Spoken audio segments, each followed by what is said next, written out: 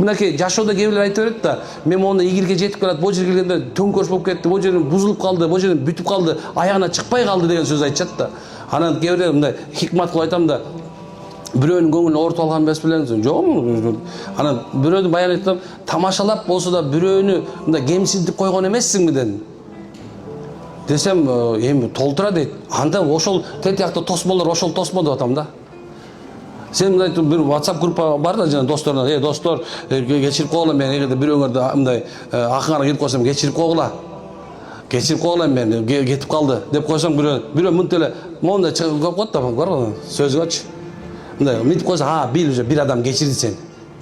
Тияктан, тояктан турган тоонун бирөөсү жок болуп кетти.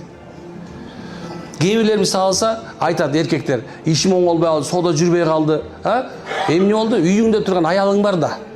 Аялың эмне кылдың? Кордодуң, бере турган десең бербедиң, же болбосо ушундай бир сабадың, же сөктүң, же бир туугандарын тийиштиң да, бир нерсе кылдың. Эмне болду? Тетиякка чоң тоо уже даяр болуп жатат, ухут тоосу пайда болуп калды тияка.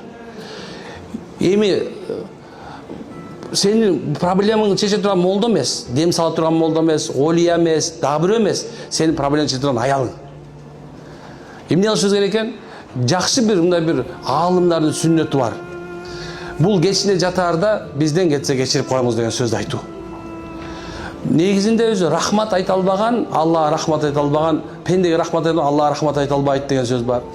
Алладан кечирим сурай албаган, пендеден кечирим сурай, мындай пендеден кечирим сураган, Алладан сурай албаган, Алладан кечирим сурай албайт дейт. Эмне себептен бул сөздөр айтылып кеткен? Анткени себеби качан гана сиз жана айтып атканда сиз менен биз айтып атабыз, бирибиздин көңүлүбүздү алууну, жашоодо бир жашоонун тартиптерин үйрөнбөсөк, адепке тарап келип албасак, анда алдыда турган чоң проблеманын бар башы сен болуп каласың деген сөз экен. Ошол себептен үйүңөрдүн ичинде дайыма бизден кетсе кечирип коюңуз деген сөздү айта бергиле. Эркектер да, аялдар да. Силер соцсеттеги болуп аткан нерсе карабагылачы, пожалуйста. Аларда не стоит да, даже субханалла, мындай жанакындай силерге айткан коучтардын сөздөрү, анан кийин жанагындай мындай психологдордун сөздөрү, силерге мындай булар туура эмес жолго апарат.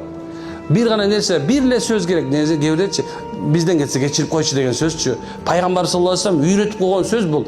Пайгамбарыбыз бир да жолу бир адамдын көңүлүн калтырган эмес экен, бирок бир да жолу мындай кечирип кой деп айтпай калган эмес экен. Бардыгынан кечирим сураган, бардыгына субханалла пайгамбар жакшы мамиле кылган экен.